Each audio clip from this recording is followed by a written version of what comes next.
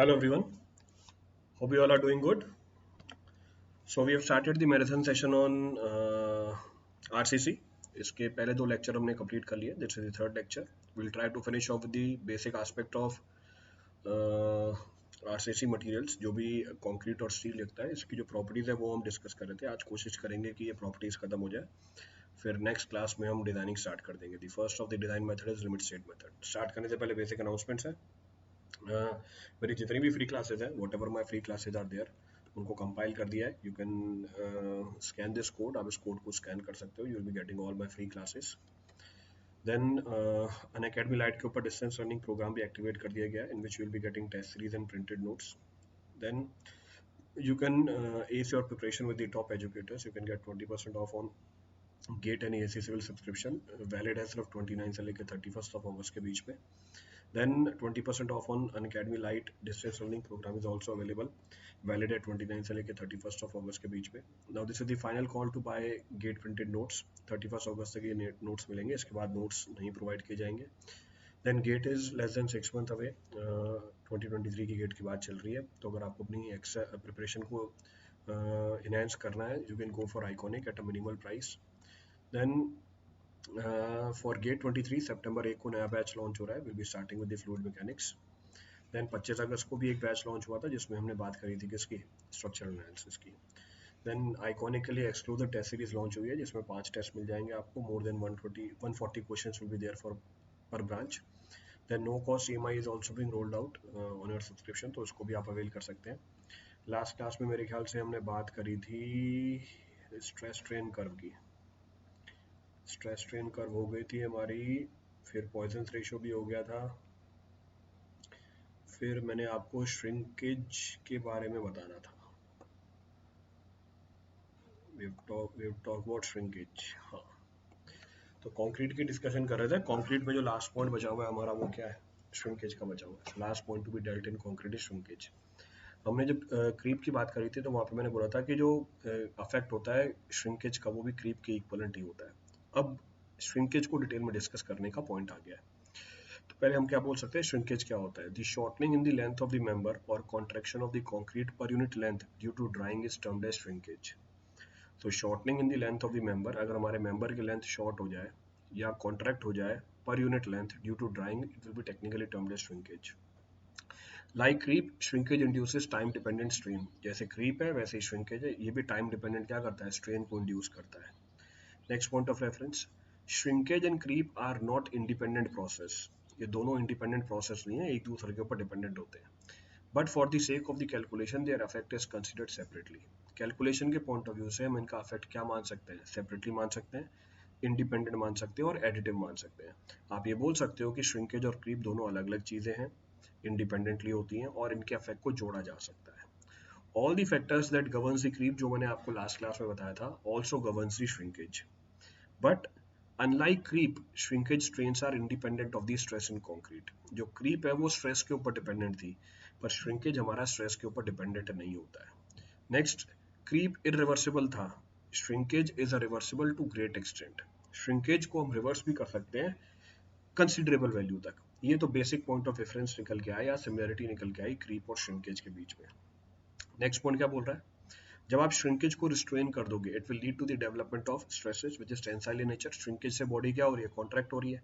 आपने इसको रोका हुआ तो उसमें क्या डेवलप हुई, टेंशन डेवलप हुई. इसका मतलब उसमें क्या डेवलप हो जाएंगे, टेंसाइल स्ट्रेसेस डेवलप हो जाएंगे.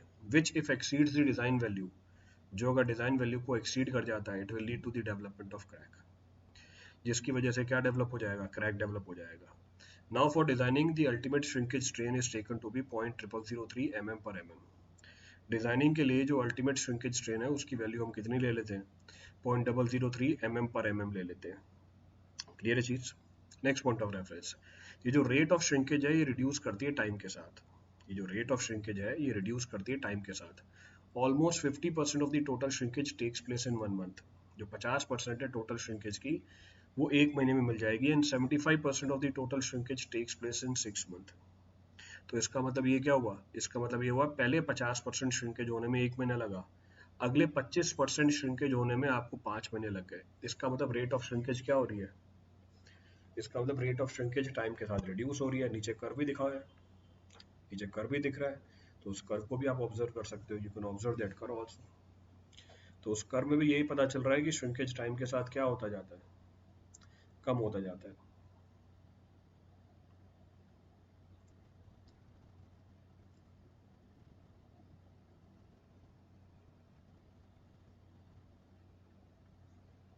क्लियर है पूरी कहानी? चलें आगे।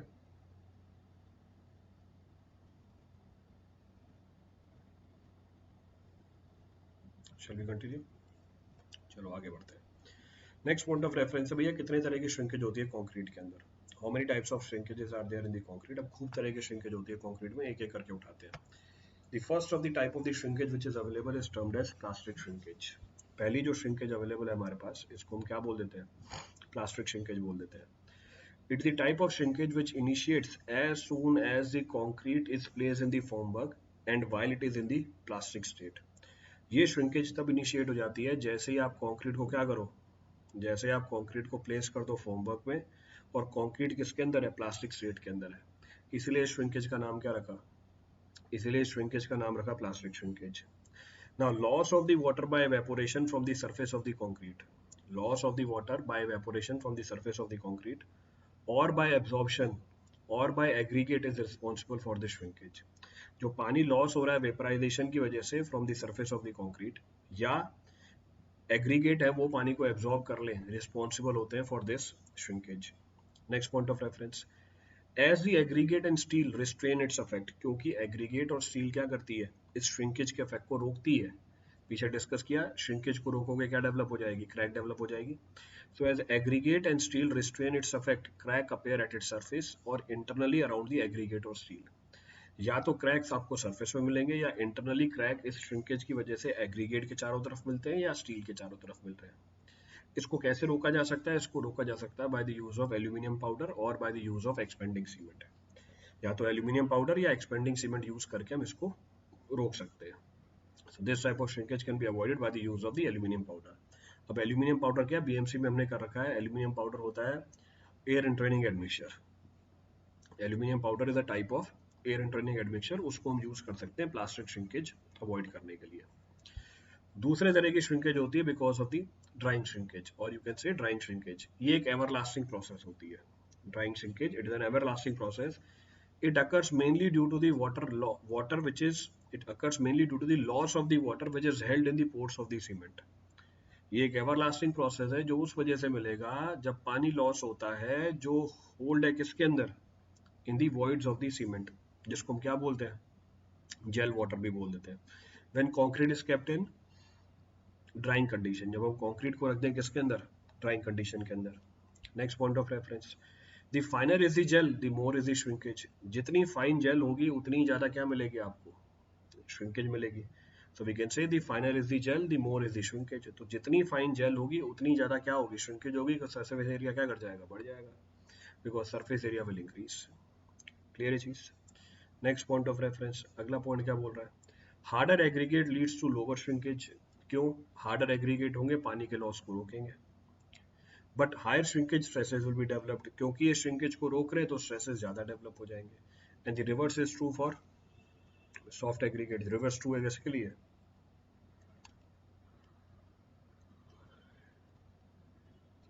रिवर्स ट्रू है किसके लिए, सॉफ्ट एग्रीगेट के लिए।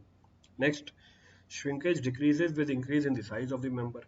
अगर मेंबर की साइज बढ़ जाती है सरफेस एरिया कम हो जाएगा, श्रिंकेज आपको कम मिलेगी।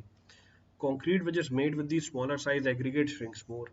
अगेन ऑब्वियस, छोटे साइज के एग्रीगेट हैं, सरफेस एरिया ज्यादा होगा, पानी का लॉस ज्यादा मिलेगा। With increase in the grade of concrete, ये जो ड्राइंग श्रिंकेज है रिड्यूस होती जाती है। जैसे जैसे कंक्रीट की ग्रेड बढ़ती जाएगी ड्राइंग श्रिंकेज कम होती जाती है। क्यों, जैसे जैसे कंक्रीट की ग्रेड बढ़ती जाएगी ये जो जेल वाटर है या इंट्रैप्ड वाटर है इसकी क्वांटिटी क्या होती जाती है, कम होती जाती है। क्योंकि इसकी क्वांटिटी कम होती जाती है, इसका लॉस भी कम होगा, इसका लॉस कम होगा, इसका मतलब इसकी वजह से श्रिंकेज भी कम होगी। तो पीछे वाली श्रिंकेज क्यों हो रही थी, पीछे वाली श्रिंकेज क्यों हो रही थी, पीछे वाली श्रिंकेज इसलिए हो रही थी, plastic shrinkage was taking place because of the vaporisation of the water from the surface. ये वाली श्रिंकेज क्यों हो रही है, क्योंकि कौन सा वाटर लॉस हो रहा है, इंट्रैप्ड वाटर और जेल वाटर लॉस हो रहा है, because of the loss of the entrapped water और जेल वाटर, दोनों में से कुछ भी बोल सकते हो। It is one and the same thing. Clear? चलो, the next of the shrinkage which may be observed is termed as autogenous shrinkage. अगली जो श्रिंकेज अवेलेबल है हमारे पास, इसको हम बोल देते हैं ऑटोजेनस श्रिंकेज। अब क्या है autogenous shrinkage? It is the type of shrinkage which takes place when there is no moisture movement to और from the paste. Autogenous shrinkage वो श्रिंकेज होती है जो तब मिलेगी आपको जब कोई मॉइस्चर की मूवमेंट परमिटेड नहीं हो, ना हमारे पेस्ट के अंदर ना पेस्ट के बाहर। तो अगर मॉइस्चर की मूवमेंट नहीं है भैया, फिर क्यों श्रिंकेज हो रही है? ये श्रिंकेज इसलिए पाई जाती है क्योंकि जो पानी हमने मिलाया कंक्रीट में हाइड्रेशन के लिए, कंक्रीट उस पानी को यूज कर रहा है। कंक्रीट को मतलब सीमेंट उस पानी को यूज कर रहा है। तो this type of shrinkage takes place due to the utilisation of the water added in the concrete for the hydration of the cement.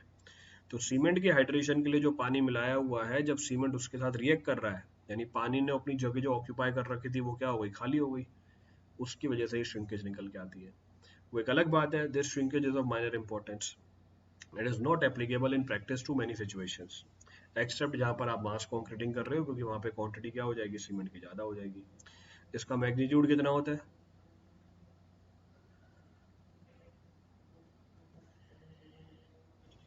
इसका मैग्नीट्यूड होता है 10 × 10⁻⁵ mm/mm।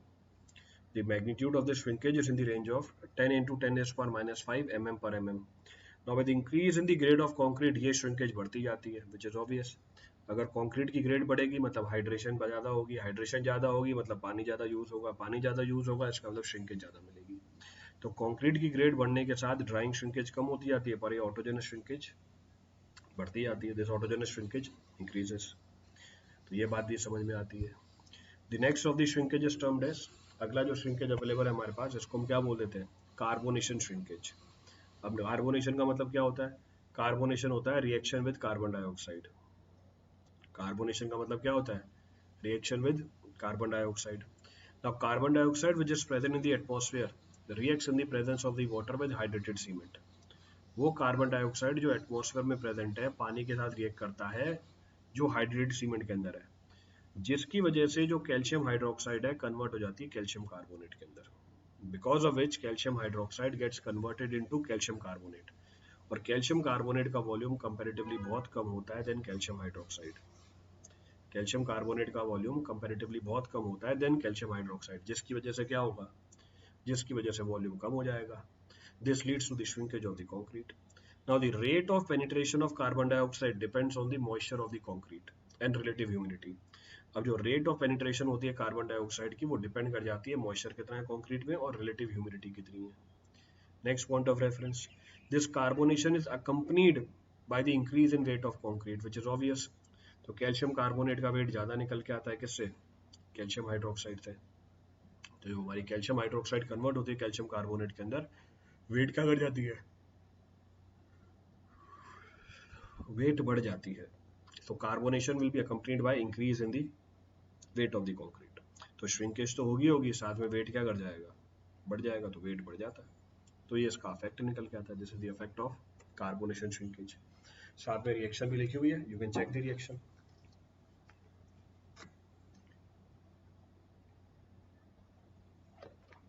एक और जानकारी दी है आपको, क्या एक और जानकारी दी है, इस कार्बोनेशन की वजह से जो स्ट्रेंथ है वो भी बढ़ जाती है।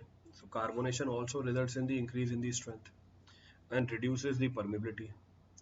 कार्बोनेशन की वजह से स्ट्रेंथ बढ़ जाती है, परमिबिलिटी कम हो जाती है। स्ट्रेंथ क्यों बढ़ जाती है, कंक्रीट ज़्यादा कॉम्पैक्ट हो जाता है, डेंसनेस बढ़ जाती है। परमिबिलिटी क्यों कम हो जाती है, क्योंकि कैल्शियम कार्बोनेट वॉइड को क्या करता है, ब्लॉक कर देता है, it blocks the voids. Clear है?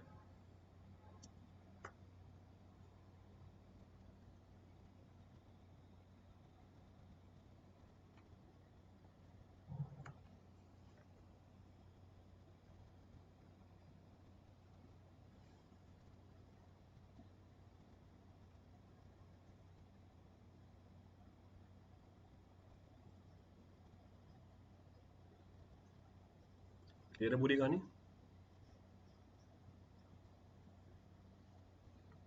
चले, next point of reference. Next point says concrete expends with temperature rise. जो कंक्रीट है हमारा एक्सपेंड कर जाता है टेम्परेचर राइज के साथ और कॉन्ट्रैक्ट कर जाता है टेम्परेचर ड्रॉप के साथ। कंक्रीट एक्सपेंड कर जाता है टेम्परेचर राइज के साथ और कॉन्ट्रैक्ट कर जाता है टेम्परेचर ड्रॉप के साथ। क्लियर है? जिसका इफेक्ट सिमिलर है किसके? श्रिंकेज के। Now, in order to avoid the development of excessive stresses and finally the crack in concrete due to temperature variation, हम expensive joint provide करते हैं. We go for the expensive joint. तो shrinkage का जो effect है वो temperature के variation से relate किया जा सकता है. अब क्योंकि ये temperature के variation से relate किया जा सकता है, आपको एक जानकारी दी किसकी? Coefficient of thermal expansion की. आपको एक जानकारी दी किसकी? Coefficient of thermal expansion की. तो हमारा जो coefficient of thermal expansion है किस रेंज में चलता है? हमारा जो कोफिशिएंट ऑफ थर्मल एक्सपेंशन है किस रेंज में चलता है? 6 इंटू 12 इंटू 10 रेस पर माइनस 6, 6 से लेके 12 10 रेस पर माइनस 6 mm पर डिग्री सेल्सियस। जनरल वैल्यू कितनी ले लोगे आप? 11 ले लोगे, तो 11 इंटू 10 रेस पर minus 6। This is the general value which can be considered. तो लास्ट वाले पॉइंट में हमने श्रिंकेज को किससे रिलेट कर रखा है? लास्ट वाले पॉइंट में हमने श्रिंकेज को रिलेट कर रखा है टेम्परेचर के वेरिएशन के साथ, the variation in the temperature.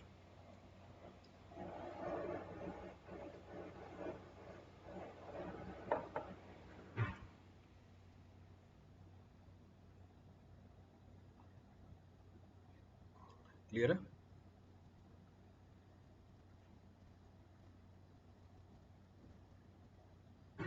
चले आगे।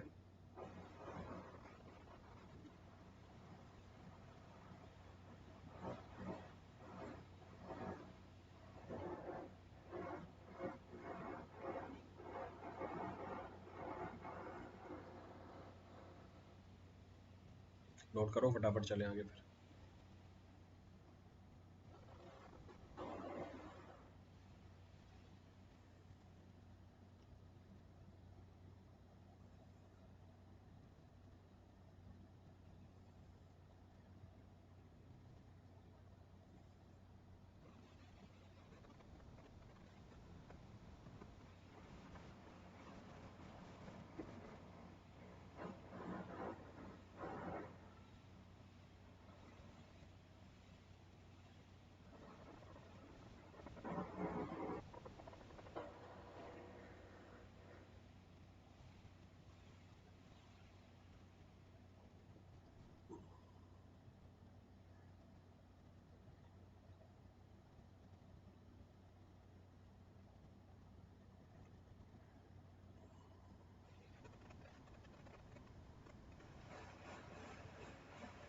नोट कर लिए, चले।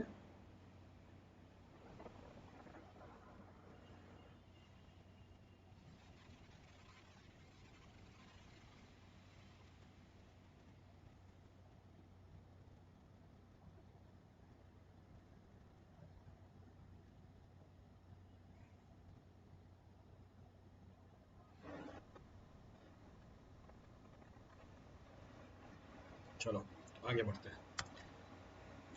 श्रिंकेज की कहानी खत्म, श्रिंकेज की कहानी खत्म। अब आगे बढ़ते हैं। Drawing shrinkage is affected bye, drawing shrinkage कौन सी श्रिंकेज थी हमारी? देखो ये वाली ड्राइंग श्रिंकेज जो एवर लास्टिंग प्रोसेस है, किसकी वजह से होती है? जेल वाटर के लॉस होने की वजह से होती है। So drying shrinkage is affected by the relative humidity of the atmosphere when concrete is placed, length of the time, water cement ratio। तो पानी लॉस हो रहा है, पानी लॉस हो रहा है, रिलेटिव ह्यूमिडिटी, सही बात है। लेंथ ऑफ द टाइम, जितना ज़्यादा टाइम दोगे उतना ज़्यादा पानी लॉस होगा। वाटर सीमेंट रेशो, बिल्कुल सही बात है। वाटर ज़्यादा हुआ, वाटर सीमेंट रेशो ज़्यादा हुई, इसका मतलब क्या हुआ? जेल वाटर ज़्यादा है, जेल वाटर ज़्यादा है, इसका मतलब ज़्यादा पानी लॉस होगा, ड्राइंग श्रिंकेज ज़्यादा आएगी। So all the options are correct, सारे ऑप्शंस करेक्ट है। तो drying shrinkage is affected by all these parameters, इन सारे पैरामीटर्स से अफेक्ट होती है हमारी ड्राइंग श्रिंकेज। तो ये तो हमारी कहानी थी श्रिंकेज की। This was the story of shrinkage. अब आगे बढ़ते हैं नेक्स्ट एस्पेक्ट ऑफ कंक्रीट। अगला जो एस्पेक्ट है कंक्रीट का वो है ड्यूरेबिलिटी। क्या होता है? A durable concrete is one that performs satisfactorily under anticipated exposure condition for the proposed life of the structure। शोर बहुत आ रहा है आज, कुछ काम वाम चल रहा है ऊपर वाले फ्लोर पर। चलो कोई बात नहीं। तो ड्यूरेबल कंक्रीट वो कंक्रीट होता है जो सेटिस्फैक्टरी परफॉर्म करे under anticipated exposure condition. Anticipated का मतलब जो एक्सपेक्टेड है। तो ड्यूरेबल कंक्रीट वो कंक्रीट होता है जो सेटिस्फैक्टरी परफॉर्म करता है under anticipated exposure condition for the proposed life of the structure, जो भी लाइफ के लिए प्रपोज किया हुआ है हमने। Now, various factors that affects the durability of the concrete are as follows. अब कुछ सारे फैक्टर हैं जो कंक्रीट की ड्यूरेबिलिटी को अफेक्ट करते हैं। कौन कौन सा फैक्टर है? Permeability, cross section, sulphur attack and carbonation. All these factor will affect the durability of the concrete. और अगर आप एनालाइज करो, ये सारे के सारे फैक्टर लिंक्ड किसके साथ हैं? वॉइड्स के साथ। All these factors are linked with the void. कहने का मतलब है कंक्रीट के अंदर अगर वॉइड छोटा हुआ तो ड्यूरेबिलिटी ज़्यादा आएगी।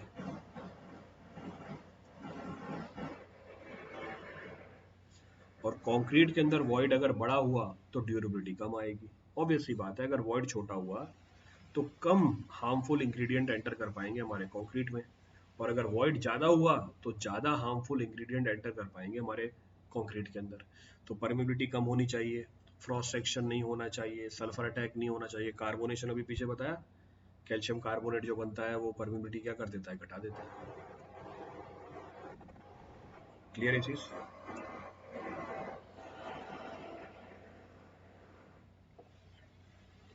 इसका मतलब क्या हुआ?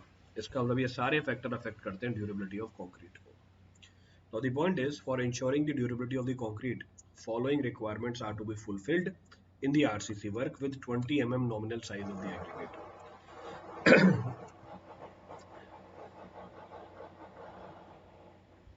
तो जब हमें ड्यूरेबिलिटी ऑफ कंक्रीट क्या करनी है? कंट्रोल करनी है या इंश्योर करनी है, हमें इस रिक्वायरमेंट को फुलफिल करना पड़ेगा। पर ये सारी रिक्वायरमेंट किसके लिए है? जब आप 20 mm का nominal size of aggregate use करो।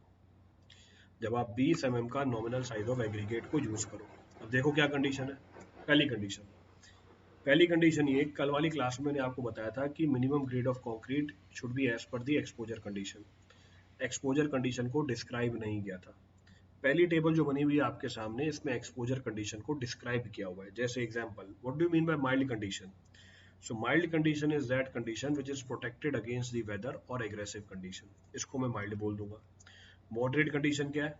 विच is sheltered from severe rain और फ्रीजिंग और एक्सपोज्ड टू कंडेंसेशन। यानी ये सारी चीजें नहीं होती है, शेल्टर किया हुआ है हमने हमारे स्ट्रक्चर को इसके अगेंस्ट। सीवियर कंडीशन क्या होती है? Expose to severe rain, alternate wetting and drying और फ्रीजिंग। वेरी सीवियर कंडीशन क्या होती है? Expose to sea water spray, corrosive fumes, severe freezing. Extreme condition क्या होती है? मेम्ब्रेन्स इन टाइडल जोन और in direct contact with the aggressive chemical.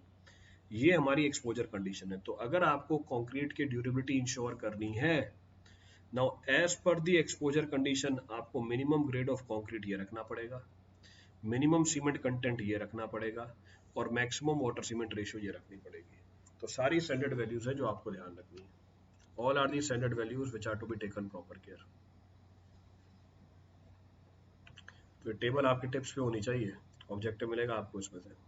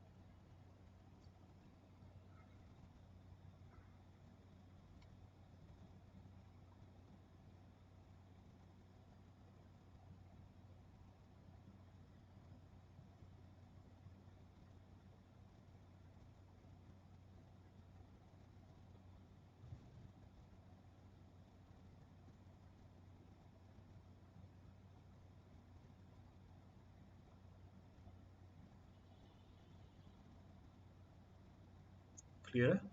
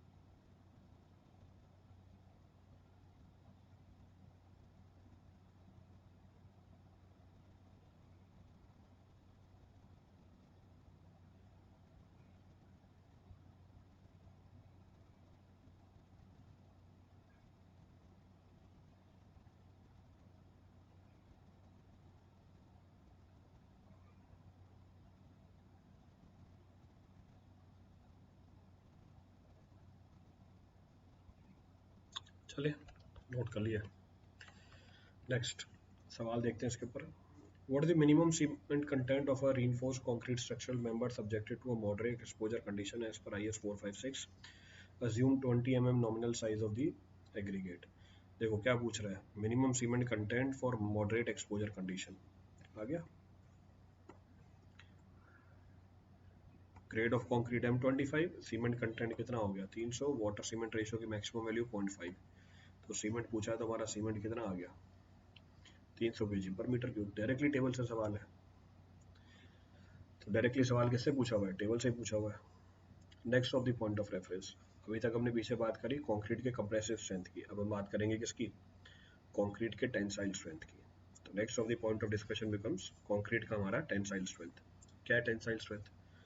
The tensile strength of the concrete is approximately 10% of the compressive strength. जो tensile strength है concrete की approximately 10% के आसपास होती है, यानी 7 से लेकर 15% के बीच में वेरी करती है। Stress strain diagram for concrete in tension is almost linear. जो स्ट्रेस स्ट्रेन डायग्राम होता है हमारे कंक्रीट का टेंशन के अंदर, ये ऑलमोस्ट क्या है, लीनियर है। Next point of reference, the ratio of the compressive strength to the tensile strength increases with increase in grade of concrete. जो रेशियो है हमारे compressive strength to tensile strength की, ये इंक्रीज करती है विद ग्रेड ऑफ कंक्रीट। क्या मतलब है इस बात का, कंक्रीट के ग्रेड के बढ़ने के साथ कंप्रेसिव स्ट्रेंथ भी बढ़ती है, कंक्रीट के ग्रेड के बढ़ने के साथ टेंसाइल स्ट्रेंथ भी बढ़ती है, पर कंप्रेसिव स्ट्रेंथ में इंक्रीज ज्यादा निकल के आता है देन टेंसाइल स्ट्रेंथ, इसलिए रेशियो भी बढ़ती जाती है। Next, since the tensile strength of the concrete is ignored in RCC, इसकी इंपॉर्टेंस बहुत ही कम है। However it is calculated to determine the cracking moment and for serviceability. फिर भी इसको निकाला जाता है किसके लिए, क्रैकिंग मोमेंट कैलकुलेट करने के लिए और सर्विसिबिलिटी के लिए। तो इन दोनों बातों के लिए इसकी कैलकुलेशन तो होती ही है। क्लियर है? सो इन दोनों बातों के लिए हम इसको कैलकुलेट तो जरूर करेंगे। Will calculate the tensile strength. अब सवाल ये है कि भैया टेंसाइल स्ट्रेंथ कैसे निकालोगे। टेंसाइल स्ट्रेंथ को निकालने के लिए खूब सारे टेस्ट हैं, पर बेसिक चीज ध्यान रखना, क्योंकि ये ब्रिटल मटेरियल है, ब्रिटल मटेरियल की जब टेंसाइल स्ट्रेंथ निकाली जाती है, फेलियर प्लेन के ऊपर यूनिफॉर्म टेंसाइल स्ट्रेसेस डेवलप नहीं होते, इसलिए रिजल्ट कभी भी एक्यूरेटली नहीं आता, इसलिए रिजल्ट कभी भी एक्यूरेटली नहीं निकल के आता, इस चीज को हमें ध्यान में रखना है। तो कौन कौन से टेस्ट हैं, पहला डायरेक्ट टेंशन टेस्ट, देख लो क्या लिखा हुआ है। Practically it is difficult to perform direct tensile strength test. Practically ये डिफिकल्ट है परफॉर्म करना, क्यों, क्योंकि जो फोर्स है वो कभी भी परफेक्टली एक्सियल रहता ही नहीं है, क्योंकि हमारा जो कंक्रीट है वो नॉन होमोजीनियस है। इसकी वजह से जो स्ट्रेस डेवलप होता है फेलियर प्लेन के ऊपर, वो नॉन यूनिफॉर्म होता है। इसकी वजह से जो स्ट्रेस भी डेवलप होती है फेलियर प्लेन के ऊपर, वो भी नॉन यूनिफॉर्मली डेवलप होती है। इसलिए हमारा कोड क्या बोलता है, हमारा कोड बोलता है आप क्या परफॉर्म करो उसके ऊपर, flexural tensile strength test perform करो। तो डायरेक्ट टेंसाइल स्ट्रेंथ टेस्ट की जगह flexural tensile strength test. Problem तो इसके अंदर भी है, पर ये कंपैरेटिवली क्या है, ज़्यादा आसान है और कंपेरेटिवली ज़्यादा एक्यूरेट है। इस टेस्ट के अंदर हम कौन सी स्ट्रेंथ निकालते हैं? फ्लेक्सुरल टेंसाइल स्ट्रेंथ निकालते हैं कंक्रीट की। नेक्स्ट पॉइंट ऑफ रेफरेंस, इस टेस्ट को परफॉर्म करने के लिए हम मोल्ड देते हैं। मोल्ड के दो साइज अवेलेबल है हमारे पास, 15 15 70, 10 10 50। ये डिपेंड कर जाए आपके maximum nominal size of aggregate के ऊपर। अगर 20 mm से बड़ी है तो बड़ी मोल्ड, 20 mm से छोटी है तो छोटी mould. Next point of reference, हम मोल्ड को फिल करते हैं कंक्रीट के अंदर। जब हमारा मोल्ड पूरा बन जाता है उसको पानी में इमर्स कर देते हैं फॉर 48 आवर्स। टेम्परेचर रखाते हैं 24 से लेकर 30 डिग्री के बीच में। सैंपल को बाहर रखते हैं, इसको रखते हैं रोलर के ऊपर और फिर इसके ऊपर 2 पॉइंट लोड लगाते हैं। रेट ऑफ लोडिंग रखी जाती है 0.7 न्यूटन पर mm² पर मिनट। तब तक लोड करते रहते हैं जब तक ये फेल नहीं हो जाए। जब फेलियर कैसे दिखता है? क्रैक डेवलप हो जाते हैं। हम क्रैक की दूरी नाप लेते हैं किससे? नियरेस्ट सपोर्ट से। हम इस क्रैक की दूरी नाप लेते हैं किससे? नियरेस्ट सपोर्ट से। जब क्रैक की दूरी नाप लेते हैं नियरेस्ट सपोर्ट से, फिर उसको हम यूज करते हैं टेंसाइल स्ट्रेंथ निकालने के लिए। अभी जो आपको मोल्ड बताया वो आपको दिखा रखा है। देखो मोल्ड के दो साइज है, 15 15 70, 10 10 50। इसके ऊपर रखा जाता है, रोलर सपोर्ट के ऊपर रखा जाता है। 2 पॉइंट लोड कैसे लगाते हैं? रोलर से ही लगाते हैं। नेक्स्ट, ये आपको इसका बॉटम व्यू दिखा रखा है। फेलियर के टाइम पे क्रैक डेवलप होता है, क्रैक की दूरी नापते हैं किससे? नियरेस्ट सपोर्ट से। क्रैक की दूरी जब नाप ली नियरेस्ट सपोर्ट से, फिर इस ए की मदद से हम क्या निकाल लेते हैं? बेंडिंग स्ट्रेसेस निकाल लेते हैं जिस पे फेलियर हुआ। क्या है वैल्यू बेंडिंग स्ट्रेसेस की, वो आप अलग से बताइए। तो बेंडिंग की थ्योरी लगाई, m by I is equal to sigma by y is equal to E by R. हमने बेंडिंग स्ट्रेस निकाल लिया। अगर ए की वैल्यू 20 या 13.3 से ज़्यादा हुई, 20 बड़े मोल्ड के लिए, 13.3 छोटे मोल्ड के लिए, बेंडिंग स्ट्रेस PL/BD²। अगर ए की वैल्यू 17 और 20 के बीच में हुई या 11 और 13.3 के बीच में हुई, हमारी बेंडिंग स्ट्रेस 3PA/BD²। अगर ए की वैल्यू 17 या 11 से कम हो गई, 17 या 11 से कम हो गई, रिजल्ट इज डिस्कार्डेड। क्यों? देखो पीछे बेंडिंग मोमेंट डायग्राम, ये हमारा बेंडिंग मोमेंट डायग्राम निकल के आया। This is the bending moment diagram which comes into the picture. अगर ये है हमारी बेंडिंग मोमेंट डायग्राम, इसका मतलब ये है कि मैक्सिमम बेंडिंग तो वहीं पर है जहां पर आपने लोड लगाया है। तो दो पॉइंट लोड के बीच के अंदर बेंडिंग मोमेंट मैक्सिमम है, तो क्रैक तो यहीं डेवलप होना चाहिए। तो अगर आपका क्रैक रोलर सपोर्ट के पास डेवलप हो गया, इसका मतलब आपके टेस्ट में एरर है। It means there is error induced in your test.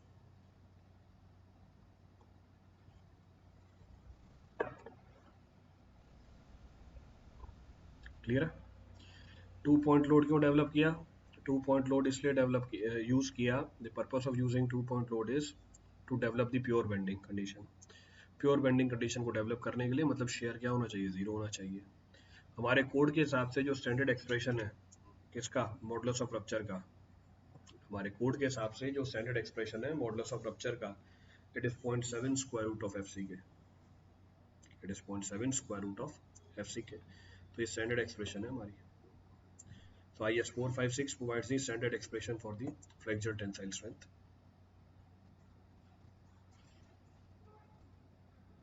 Clear है पूरी कहानी?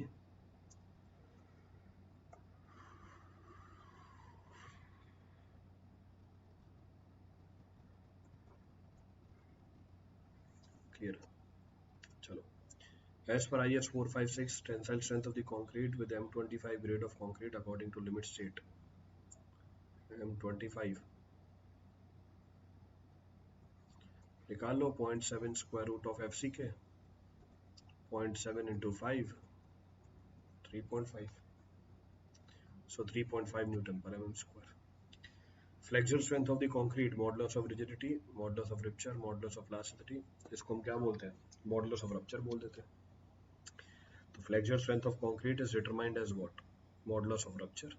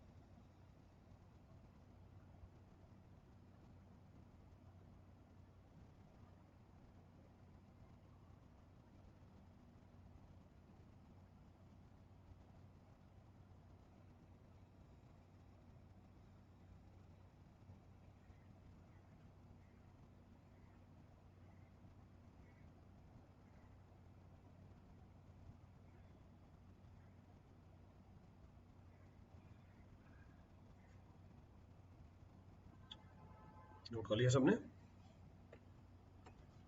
चलो, the next of the tests available, the next of the tests available to find the tensile strength is termed as what? अगला जो test available है tensile strength निकालने के लिए इसको हम बोलते हैं स्प्लिटिंग सिलेंडर टेस्ट।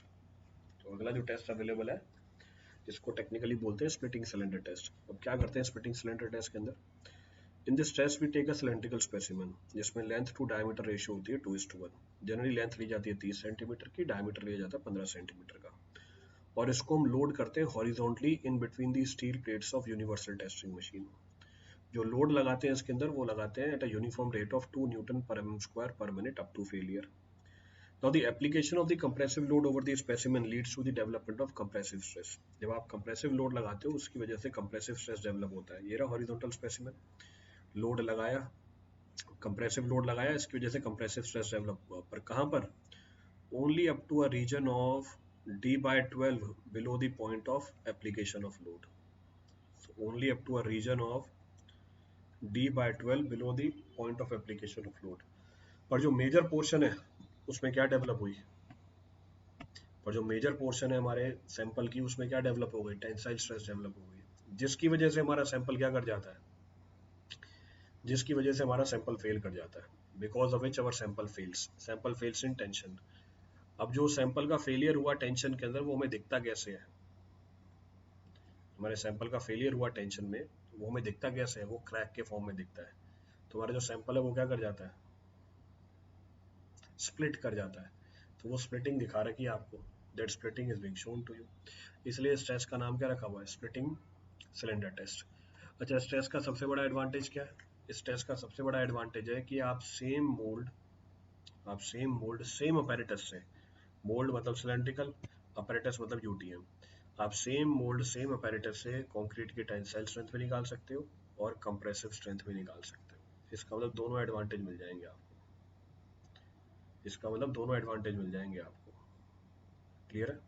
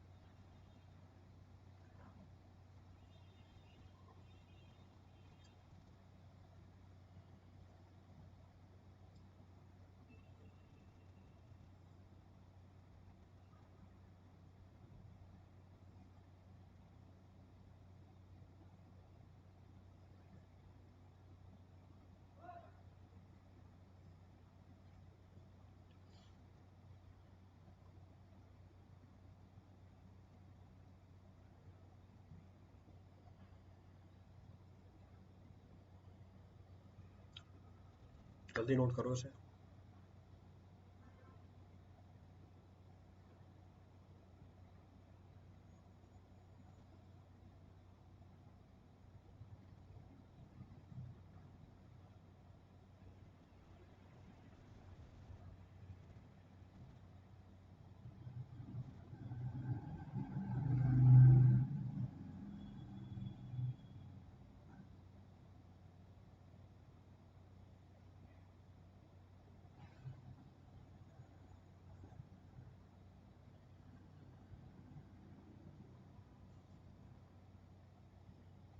नोट कर लिया? चलो, नेक्स्ट पॉइंट ऑफ रेफरेंस क्या बोल रहा है? नेक्स्ट पॉइंट ऑफ रेफरेंस ये बोल रहा है कि आपने लोड लगाया, सैंपल को फेल कराया, जिस लोड पे सैंपल फेल हो गया उसको नोट कर लिया। अब टेंसाइल स्ट्रेंथ की वैल्यू कितनी होगी? The tensile strength value of the concrete is given bye 2p/πld। तो स्टैंडर्ड रिजल्ट है, ऑब्जेक्टिव में पूछा जाता है, ध्यान रखना है आपको। इस टेस्ट की एक्यूरेसी पिछले वाले टेस्ट से ज़्यादा है क्योंकि यहाँ पर टेंसाइल स्ट्रेस की जो डेवलपमेंट है वो ज़्यादा यूनिफॉर्म है than the previous case. Next of the test available, अगला जो टेस्ट अवेलेबल है हमारे पास इसको हम बोलते हैं रिंग टेंशन टेस्ट। अगला जो टेस्ट अवेलेबल है उसको हम बोलते हैं रिंग टेंशन टेस्ट। अब क्या है रिंग टेंशन टेस्ट के अंदर? In this test a hydrostatic pressure is being applied over a radial ring against the periphery of 15 cm diameter, 4 mm thick and 4 mm high concrete ring specimen। कहने का मतलब है ये हमारी रिंग है, इसका डायमीटर 15 सेंटीमीटर का है, इसकी थिकनेस एक मिनट इरेज करते। तो हमने एक रिंग बनाई, इसका डायमीटर 15 सेंटीमीटर का है, इसकी जो हाइट है वो 4 mm की है, it's height is of 4 mm, और इसकी थिकनेस भी 4 mm की है, it's thickness is also 4 mm। तो थिकनेस भी 4 mm, हाइट भी 4 mm और डायमीटर 15 सेंटीमीटर। अब इसके ऊपर क्या लगाया हमने इसके ऊपर हमने लगाया हाइड्रोस्टैटिक प्रेशर। क्या डेवलप हो जाएगी इसमें? टेंशन डेवलप हो जाएगी। It will lead to the development of the tension. अब तब तक आपको हाइड्रोस्टैटिक प्रेशर बढ़ाते रहना है जब तक ये फेल नहीं हो जाता। जो भी रिजल्ट निकल के आता है वो पिछले वाले स्प्लिटिंग टेंसाइल स्ट्रेस से भी ज़्यादा एक्यूरेट होता है। It is even more accurate than the splitted tensile strength test. Value कितनी होती है at failure? The tensile strength is given by what? Standard expression है P RI square upon R naught square minus RI square into 1 minus R naught square by R square. RI क्या है? Internal radius है। R naught क्या है? External radius है। ये बात भी समझ में आती है। R क्या है? Radius of the point at the failure. So radius at the point of the failure, जिस पॉइंट पे आपका फेलियर हुआ है उसकी दूरी कितनी है। तो आपको क्रैक डेवलप होता हुआ दिख जाएगा। लेट सपोज एक क्रैक डेवलप होता हुआ दिख गया, तो इसकी दूरी निकाल लोगे, इसको हम क्या बोलेंगे? रेडियस बोल देंगे। This will be termed as radius. नीचे एक नोट लिखा हुआ है जो ये बोल रहा है आप टेंसाइल स्ट्रेंथ कंक्रीट के निकाल सकते हो indirectly by double punch test. अब टेस्ट का नाम बता दिया ऑब्जेक्टिव के पॉइंट ऑफ व्यू से। जैसे रिंग टेंशन टेस्ट भी हो सकता है, पहली बार सुना हो आपने। तो ये इन्फॉर्मेशन आपको इसलिए दी है क्योंकि ये ऑब्जेक्टिव में पूछ लेता है कई बार, AJE के जो एग्जाम होते हैं। तो अभी तक की तो कहानी हमारी किसकी थी? अभी तक की मेरी सारी कहानी थी हमारे कंक्रीट की। अब मैं एंटर कर रहा हूँ किसके अंदर? रीइंफोर्समेंट के अंदर। तो अब हम जो भी बात करेंगे वो रीइंफोर्समेंट की बात होगी। क्या बात होगी रीइंफोर्समेंट की? Any material that can resist tension better than concrete may be used as reinforcement. So any material that can resist tension which is better than concrete can be used as reinforcement. जैसे steel हो गया, copper हो गया, aluminium हो गया, plastic हो गया, bamboo हो गया। Steel is the most suitable and preferable material. अब क्यों प्रेफर करते हैं इसको? Because coefficient of thermal expansion is approximately same as that of concrete. इसमें जो कोफिशिएंट ऑफ थर्मल एक्सपेंशन है वो किसके अप्रोक्सीमेट है? कंक्रीट के। नेक्स्ट ये इकोनॉमिकल है दूसरे मेटल से। इसकी टेंसाइल स्ट्रेंथ क्या होती है? कंपैरेटिवली ज़्यादा होती है। Its tensile strength is comparatively high, hence we go for steel as a reinforcement. अब किस किस साइज के डायमीटर की बार आते हैं, इनका एक्चुअल एरिया कितना है और आप कितना एरिया कंसिडर कर सकते हो कैलकुलेशन के लिए। जैसे 6 mm का बार है, जैसे 6 mm का बार है, इसका अवेलेबल एरिया है 28.27, आप कितना कंसिडर कर सकते हो? 30। 8 mm का है 50.26, आप कितना ले सकते हो? 50। 20 mm का है 314.16, आप कितना ले सकते हो? 314। तो आप इतना एरिया कंसिडर कर सकते हो कैलकुलेशन के पॉइंट ऑफ व्यू से। तो स्टैंडर्ड टेबल है, कैन बी यूज डायरेक्टली, आपको याद रखने की जरूरत नहीं है। 45 mm का है तो 1590, आप कितना यूज कर सकते हो? 1600। तो ये वैल्यू दे दी है आपको, दो तीन वैल्यूज मैंने आर्बिट्री उठा ली समझाने के लिए। नेक्स्ट पॉइंट ऑफ रेफरेंस, अब हम बात करेंगे किसकी? अब हम बात करेंगे ग्रेड ऑफ स्टील की। Now will be talking about grade of steel. अब कौन कौन सी ग्रेड अवेलेबल है स्टील की? Fe250 है, 415 है, 500 है, 500D है, 550D है, 600D है। अब ये D का मतलब क्या है यहाँ पे? ये तो Fe500 है, ये Fe500D। D stands for ductility। D का मतलब क्या है? डक्टिलिटी। अब ये सारी की सारी स्ट्रेंथ क्या होती है? 250, 415, 500, ये होती है इनकी कैरेक्टरिस्टिक स्ट्रेंथ। ये इनकी क्या होती है? कैरेक्टरिस्टिक स्ट्रेंथ होती है। कैरेक्टरिस्टिक स्ट्रेंथ हम किसके बराबर मान के चलते हैं? इसकी यील्ड स्ट्रेंथ के बराबर मान के चलते हैं। कैरेक्टरिस्टिक स्ट्रेंथ को हम क्या लेके चलते हैं स्टील में? यील्ड स्ट्रेंथ के बराबर लेके चलते हैं। यील्ड स्ट्रेंथ क्या होती है? यील्ड स्ट्रेंथ होती है minimum guaranteed value of the strength. तो yield strength indicates grade of steel is the minimum guaranteed value. So yield strength which is being indicated by the grade of steel is the minimum guaranteed value. However, the actual value can be slightly higher. जो actual value है वो क्या हो सकती है? ज़्यादा हो सकती है। तो जो मिनिमम आपको स्ट्रेंथ मिलेगी वो उसकी यील्ड स्ट्रेंथ होती है। जो एक्चुअल वैल्यू है वो उससे स्लाइटली ज़्यादा मिलेगी आपको।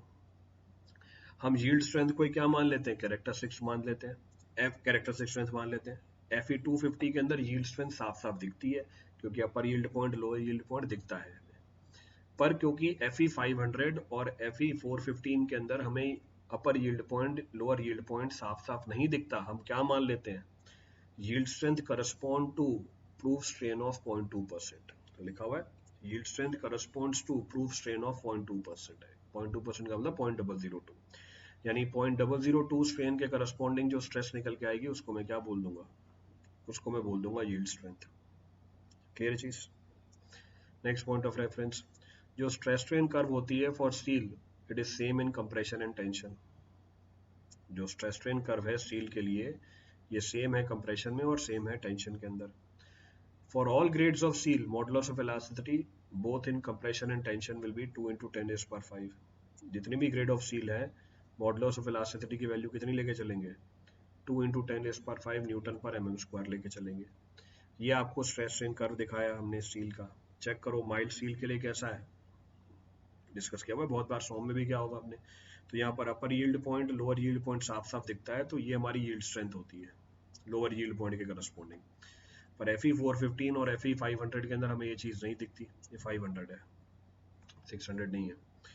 तो हम क्या मान लेते हैं 0.2% स्ट्रेन के करस्पॉन्डिंग आपने इनिशियल जो पोर्शन है कर्व का उसके पैरेलल लाइन बनाई, जहां पर भी जाके ये हमारे स्ट्रेस स्ट्रेन कर्व से मीट करती है ये हमारी क्या हो जाती है, यील्ड स्ट्रेंथ हो जाती है। So this becomes our yield strength, ये हमारी यील्ड स्ट्रेंथ हो जाती है। तो यील्ड स्ट्रेंथ का मतलब क्या होता है, मिनिमम गारंटीड स्ट्रेंथ, यानी कम से कम इतनी स्ट्रेंथ तो मिलेगी आपको स्टील के अंदर। हाउएवर एक्चुअल में तो इससे ज्यादा ही होती है,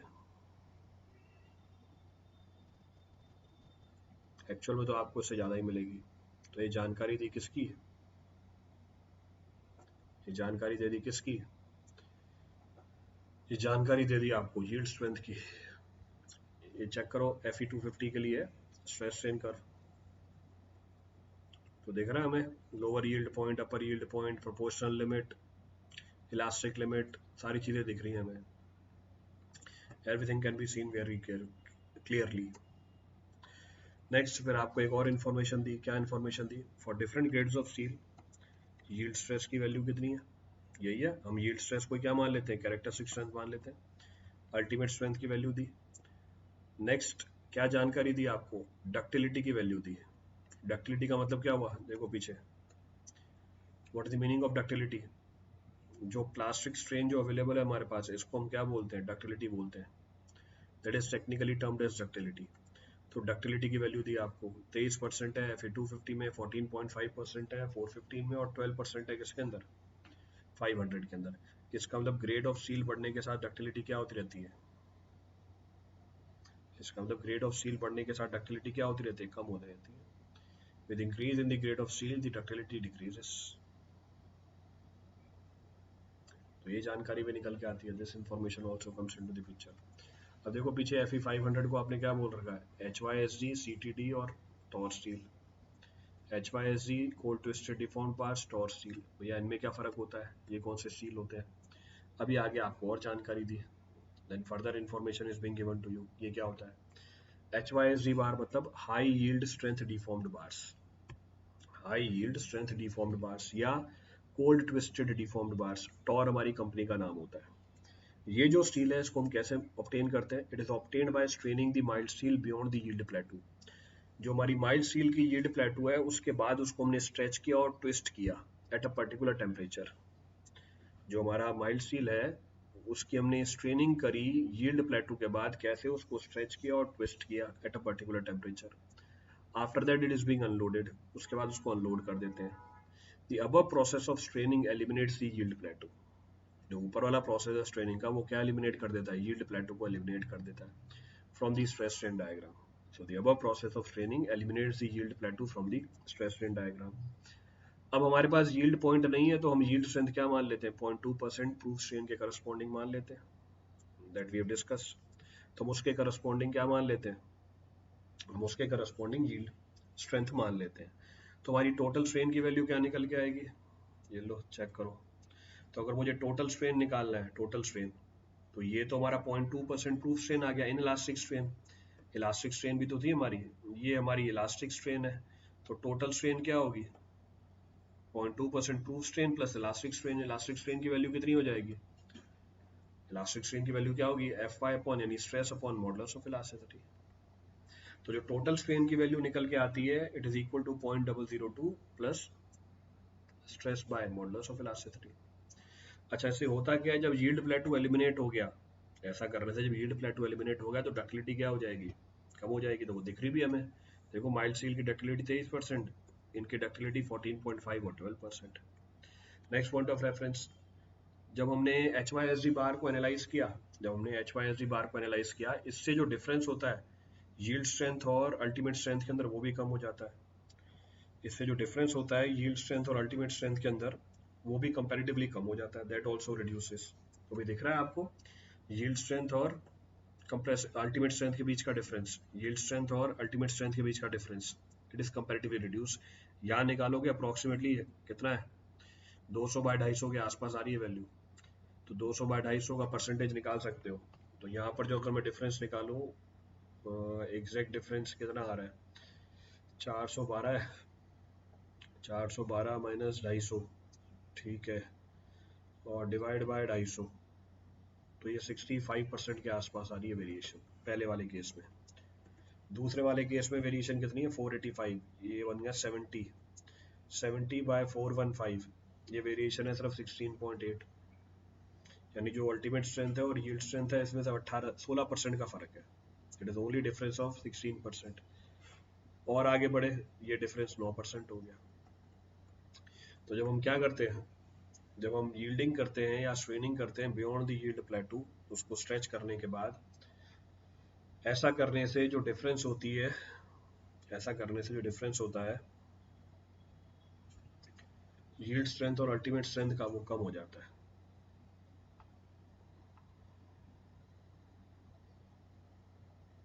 क्लियर है, चलो क्लियर है। Next point of reference, next point बोल रहा है क्या क्या ड्रॉबैक है हमारे, what are the different drawbacks of H Y S D. खूब सारे ड्रॉबैक है एच वाई एस डी के।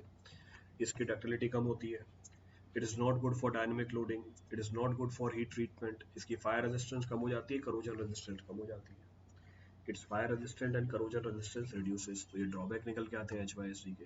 These are the drawbacks of H Y S D. Next of the bar which is to be analyse is termed as TMT bars. अगला जो बार available है हमारे पास, इसको हम क्या बोल देते हैं, इसको हम बोलते हैं TMT bar, thermo mechanically treated bar. यानी थर्मली और मैकेनिकली दोनों प्रोसेस किए गए इसके ऊपर, थर्मली और मैकेनिकली दोनों प्रोसेस किए गए। So these are the bars which are made by applying thermal and mechanical process simultaneously. Now this combination of the process makes steel relatively more resistant to fire and corrosion. तो TMT बार की resistance against fire, resistance against corrosion HYSD से ज़्यादा होती है। TMT बार ज़्यादा ductile होता है HYSD से। TMT बार में वो सारे फीचर्स होते हैं HYSD के, पर ड्रॉबैक क्या होती है, एलिमिनेट हो जाती है। TMT बार की स्ट्रेस स्ट्रेन कर्व Fe250 की इक्विवेलेंट होती है। इसका मतलब इसमें Fe250 के भी एडवांटेज है और HYSD के भी एडवांटेज है। इन बार्स को बनाया कैसे जाता है, इन बार्स को बनाने के लिए हम 3 ऑपरेशंस इन्वॉल्व करते हैं, quenching, then self tempering, then atmospheric cooling. So there are 3 operations involved in the manufacturing of these bar, quenching है, self tempering है और atmospheric cooling है।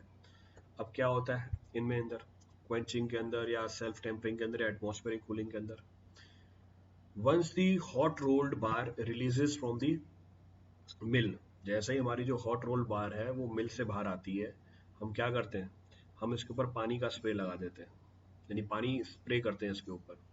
जैसे ही पानी स्प्रे करते हैं, इसकी जो आउटर सरफेस है वो सडनली क्या कर जाती है, जो आउटर सरफेस है वो सडनली क्या कर जाती है, कूल कर जाती है। जैसे ही आउटर सरफेस सडनली कूल हो जाती है, इस रैपिड कूलिंग की वजह से आउटर सरफेस में हार्डनेस आ जाती है, जो आउटर सरफेस है उसमें हार्डनेस इंड्यूस हो जाती है। इसको हम टेक्निकली क्या बोलते हैं, क्वेंचिंग प्रोसेस बोलते हैं। पर जो इनर सरफेस है वो अभी भी क्या है, हॉट है, यानी वो अभी भी सॉफ्ट है। तो बाहर वाली सरफेस पानी के एप्लीकेशन की वजह से ठंडी हुई, जिसकी वजह से उसमें हार्डनेस आ गई। और ये जो आउटर कोर बनती है, इसको हम क्या बोलते हैं, ये जो आउटर कोर बनती है इसको हम टेक्निकली क्या बोलते हैं, the outer core which is formed, इसको हम टेक्निकली क्या बोलते हैं, the outer core which is formed, it is termed as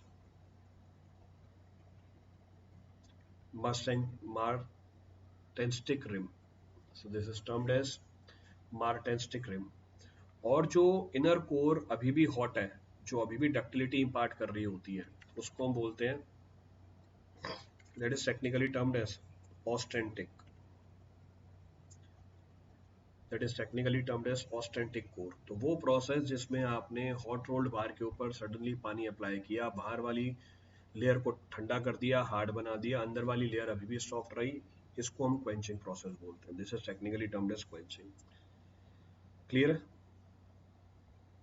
now once this bar is out of the thermal system, जैसे ये बाहर बाहर आ जाता है थर्मल सिस्टम के, इसको हम छोड़ देते हैं भी।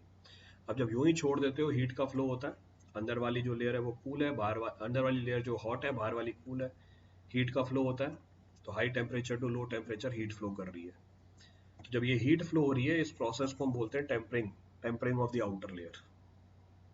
इसको हम टेक्निकली क्या बोलते हैं? Tempering of the outer layer. अब हीट फ्लो करती जा रही है बाहर वाली लेयर से, सॉरी, अंदर वाली लेयर से बाहर वाली लेयर की तरफ। इसको हम टेक्निकली बोलते हैं self tempering process. Next point of reference, next point of reference क्या? हमारी नेचुरल कूलिंग या एटमॉस्फेरिक कूलिंग। उसके बाद पूरे बार को नेचुरली कूल होने देते हैं। ऐसा करने से फायदा क्या हुआ? बाहर वाली लेयर हार्ड होती है, करोजन रेजिस्टेंट होती है, फायर रेजिस्टेंट होती है। अंदर वाली लेयर डक्टिलिटी इंपार्ट कर रही होती है, और जो बीच वाली लेयर है वो स्ट्रेंथ इंपार्ट कर रही होती है। It imparts the strength. इन लेयर्स का नाम याद रखना है। जो बाहर वाली हार्ड लेयर होती है, इसको हम टेक्निकली क्या बोलते हैं?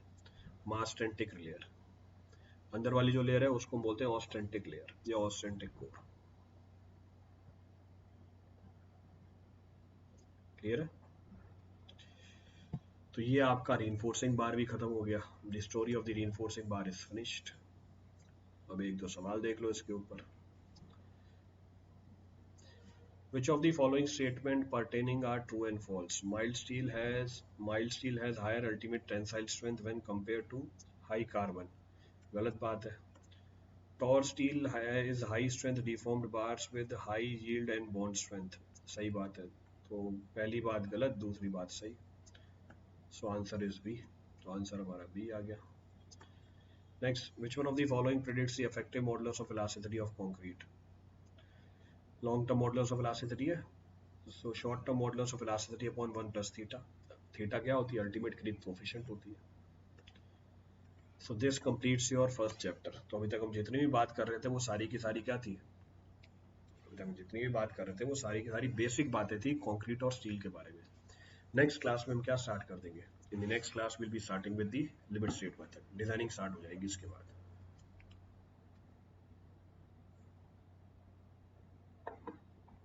चलिए, so from the next class will be starting with limit state method.